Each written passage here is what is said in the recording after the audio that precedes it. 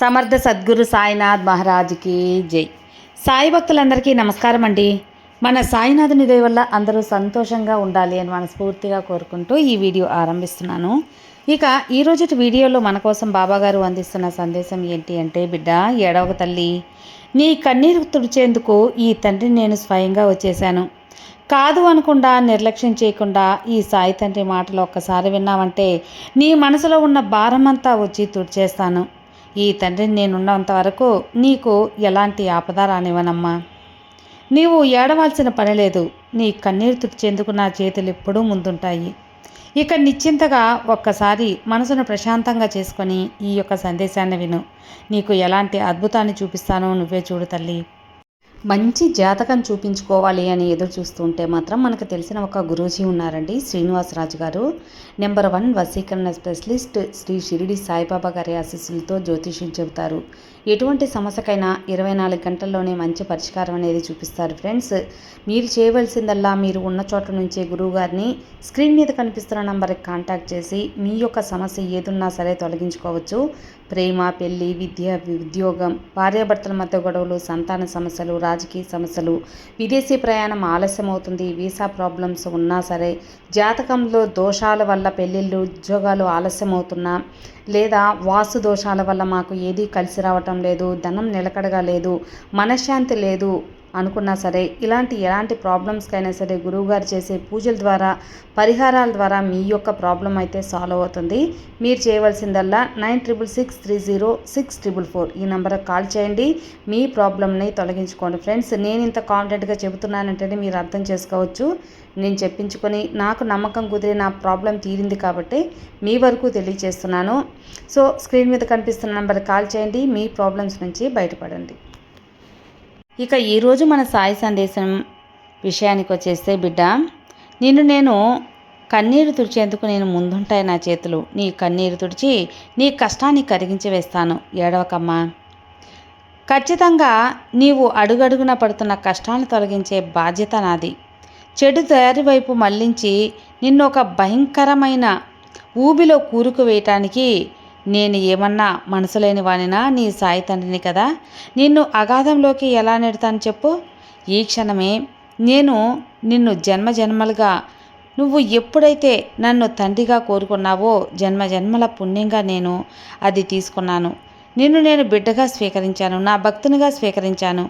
నీ జీవితాన్ని మార్చే ఆ మార్పు ఏంటో, దాని స్వరూపం ఏంటో నీకు కంటికి కళ్ళకు కట్టినట్టు స్పష్టంగా బోధపడుతుంది. విను.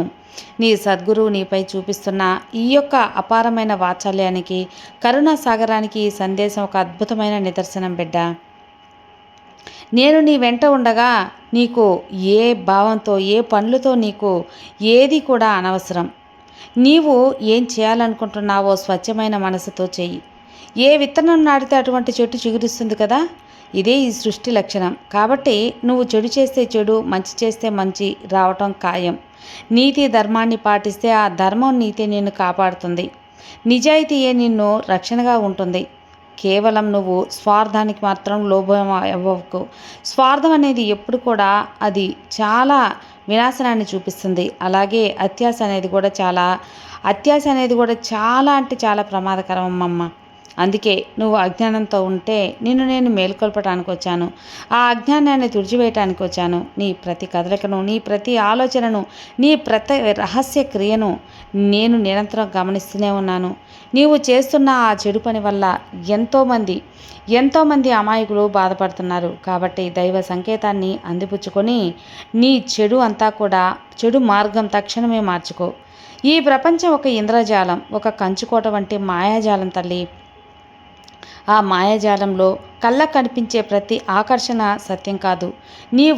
ఏ ధనలాభం కోసం లేదా ఏ అధికార గర్వం కోసం అయితే ఆ ధర్మ కార్యాన్ని పూనుకున్నావో ఆ లాభం ఎండమాని వంటిది. అది ఎప్పుడు కూడా నిన్ను ఊరిస్తూ ఉంటుంది, కానీ నీ జీవన దాహాన్ని ఎప్పటికీ తీర్చలేదు. నీలో ఉన్న అశాంతిని నింపుతుంది. నీ అంతరాత్మ నీకు ఎప్పుడు హెచ్చరించింది కదా, బిడ్డ, ఇది తప్పు అని. ఆ తప్పు నీ సంస్కారానికి, నీకు పుట్టిన వంశానికి తగదు. నీ లోపల నుంచి ఒక దైవ శక్తి అనేది ఉందమ్మా. ఆ గొంతు వినిపించింది, కానీ నీవు ఇంద్రియ సుఖాల పట్ల ఉన్న భ్రమతో ఆ గొంతును అణచివేసి ఇప్పుడు బాబా స్వయంగా నీ ఎదుట నిలబడి నీ అంతరాత్మనై నీ వాడినై నిన్ను మేల్కొల్పటానికి వచ్చాను. గంభీరంగా మాట్లాడుతున్నాను. నీవు చేస్తున్న ఆ చెడు పనులు ఇప్పుడే మానుకో. ఆపేయి తల్లి, లేదంటే నీవు ఇప్పటివరకు ఎంతో కష్టపడి సంపాదించుకున్న కీర్తి ప్రతిష్ట అంతా కూడా పటాపంచలైపోతుంది. నీ వ్యక్తిత్వం ఒక్క క్షణంలో తుడుచుకుపెట్టిపోతుంది. కాలం గడిచిపోయాక పశ్చాత్తాపపడటం వల్ల ప్రయోజనం ఏముంటుంది చెప్పుమ్మా? నోటి నుండి జారిన మాట విరిగిపోయిన విత్తనం లాంటిది తల్లి. కాలం మళ్ళీ వెనక్కి తిరిగి తీసుకురాలేవు. అలాగే నీవు చేస్తున్న ఈ పొరపాటు నీకు జీవిత పాఠంగా మారుతుంది. ఒక చిరిపి వేయలేని శాశ్వతమైన మాయగా మచ్చగా మిగిలిపోతుంది. ఈ హెచ్చరిక నీకు ఒక వజ్ర కవచం వంటిది, ఒక దివ్య రక్షణ లాంటిది. నీవు ఇప్పుడే ఆ చెడుదారి నుండి ఆలోచనలను అలాగే వెనక్కి తీసుకొని నీకు కలగబోయే ప్రశాంతతను, తన అపారమైన యోగశక్తిని, తన తపు బలంతో రక్షిస్తాను. నీవు నా మాట విను. చెడు ఆలోచనలకు అడుగుపెట్టి దూరంగా వెళ్ళిపో. ముందుకు వేస్తే బాధపడతావు. దైవం హెచ్చరించినప్పుడు వినేవాడే నిజమైన భక్తుడు, అలాగే నిజమైన జ్ఞాని. మన పురాణాలు ఘోషిస్తున్నాయి కదా. నీవు ఆ జ్ఞానివి కావాలని నా కోరిక బిడ్డ. నీవు చేసే ప్రతి పుణ్యకార్యము నీ పిల్లలకు రక్షణగా దీవెనగా ఉంటుంది. అలాగే చెడు పనులు అలాగే నీ కుటుంబాన్ని బాధ పెడుతుంది. నీ బిడ్డల భవిష్యత్తును దృష్టిలో ఉంచుకో తల్లి. నీ ఆలోచన సరళి మార్చుకో. నీ వారి కళ్ళల్లో ఒక గొప్ప వ్యక్తిగా నువ్వు ఉండాలి. అలా ఉండితేనే ఈ తండ్రికి సంతోషం. నీ నడవడిక పవిత్ర గంగాజలంలా ఉండాలి. నీవు నీ కుటుంబం గౌరవాన్ని జాగ్రత్తగా కాపాడుకోవాలి బిడ్డ. అందుకే ఇప్పుడే నీవు నీ చెడు ఆలోచనలు విడిచిపెట్టు. తక్షణమే మేల్కొను. నీ యొక్క జీవితం బంగారంలా ఉంటుంది. నీ ధర్మాన్ని, నీ కుటుంబాన్ని రక్షించుకో. నేను చాలా తెలివైన వాడిని. నా తెలివితేటలతో నేను ఏ తప్పు చేసినా కప్పిపుచ్చుకోగలను అనే అపోహలుంటే మాత్రం ఇప్పుడే వీడు. ద్వారకామయంలో నిరంతరం వెలిగే నా దుని సాక్షిగా చెబుతున్నాను. నీ హృదయ స్పందన, నీ గూఢ ఆలోచనలు, అలాగే నీ మనసులో ఉన్న ఆలోచనలన్నీ నాకు తెలుసమ్మా. నా కన్ను గప్పి నీవు ఈ సృష్టిలో ఏదీ దాచలేవు. నీ అపోహలు నిన్ను అణచివేస్తాయి, అధాపాతాళానికి తొక్కివేస్తాయి. అందుకే తప్పుదారి పట్టొద్దు బిడ్డ. పూర్వకాలంలో రావణుడు, హిరణ్యకశిపుడు వంటి మహాబలవంతుల అహంకారంతో సర్వం కోల్పోయి పతనమైపోయారు. ఇక మానవులైన నా బిడ్డలు ఎంతటి వారు? అందుకే నా బిడ్డలను రక్షించుకోవాలని నేను మేల్కొల్పడానికే ముందుగా ఈ సందేశాన్ని పంపిస్తున్నాను. ఈ కర్మల నుండి నిన్ను విముక్తి పొందిస్తాను తల్లి. కొన్ని బంధాలు నీకు బాధను కలిగిస్తాయి, కొన్ని సంతోషాన్ని కలిగిస్తాయి. కానీ ఏది చేసినా అది నీ కొరకే. ఈ కాలం నీ వైపు చూపుతున్న ఒక మార్గం అని గుర్తుంచుకో తల్లి. నీ చెడు ఆలోచనల సరళ వల్ల నీ మనసు చెడుదారి వైపు మళ్ళుతుంది కదా. ఆ పనిని ఇప్పుడే ఆపేసేయి. ఆపి ధర్మం వైపు, సత్యం వైపు గట్టిగా నిలబడు. అప్పుడు నీకు ఎదురయ్యే ఎటువంటి కొండంత కష్టమైనా ఈ బాబా నా చిటికని వేలితో దూది పింజిలా తొలగించి వేస్తాను. ఊది పడేస్తానమ్మా. విజయాన్ని నీకు ప్రసాదిస్తాను. నీవు అనుకున్న కార్యక్రమాలన్నీ సవ్యంగా, నిర్విఘ్నంగా పూర్తయ్యేలా చేస్తాను. నీ కోరికలు తీరేలా చేస్తాను. నీ మనసును ప్రశాంతంగా ఉంచుతాను. నీ జీవితం ఆనందంగా ఉండేలా నేను తీర్చిదిద్దుతాను కదా. అందుకే తల్లి నీకు చెబుతున్నాను కదమ్మా, నీ భారమంతా నేను మోస్తాను అని. నీ భారాన్ని నేను మోయగలుగుతాను. నా రాకతో నీ జీవితం బ్రహ్మాండంగా ఉంటుంది. బాబా షిరిడీలో భక్తులకు అభయం ఇచ్చాను తెలుసా. నీవు బాబా చెప్పిన ధర్మ మార్గంలో నడిస్తే నీ జీవితాన్ని ఒక సురక్షితంగా తీరానికి చేర్చే బాధ్యత స్వయంగా ఈ సాయి తండ్రి తీసుకుంటాను. నీవు చేస్తున్న ఆ పనిని ఆపడం వల్ల ఏదైనా సరే తాత్కాలిక నష్టం వస్తుందని, లేదా లోకం నిన్ను విమర్శిస్తుందని భయపడుతున్నావా? ఆ అపోహ వద్దు, ఆ భయం వద్దు. నిన్ను సత్యం కోసం ₹1 వదులుకుంటే బాబా నీకు అంతకు మించి 10 మేలు చేస్తారు. నీవు నిలబడాల్సింది శాశ్వతమైన సత్యం వైపు తల్లి. అవును, చెడు మార్గాన్ని ధైర్యంగా వదిలేస్తావో అప్పుడే నేను నీ వైపు ఉంటాను. నా అభయహస్తం నిరంతరం నీ తలపై ఉండి విజయపదాన్ని నీకు చూపిస్తాను. చాలామంది నష్టం అంటే కేవలం డబ్బు పోవడం, ఆశ తగ్గించడం అనుకుంటారు. కానీ నిజమైన నష్టం అంటే నీ సంతోషం దూరం అవ్వడం, నీకు నీ అనుకున్నది దూరం అవ్వడం, నీ ఆత్మవిశ్వాసం కోల్పోవడం, సమాజంలో నీకున్న నమ్మకాన్ని పోగొట్టుకోవడం, నువ్వు తలపెట్టిన పని అది పూర్తి కాకుండా ఉండటం, నీకు మనశ్శాంతి కరువు అవ్వడం. అందుకే హెచ్చరిస్తున్నాను, జాగ్రత్తగా. ఈ వేదనలు భరించే శక్తి ఏ సామాన్య మానవునికి లేదు. సున్నితమైన నా భక్తులకి ఎలా ఉంటుంది చెప్పు? అందుకే హెచ్చరించడానికి వచ్చానమ్మా.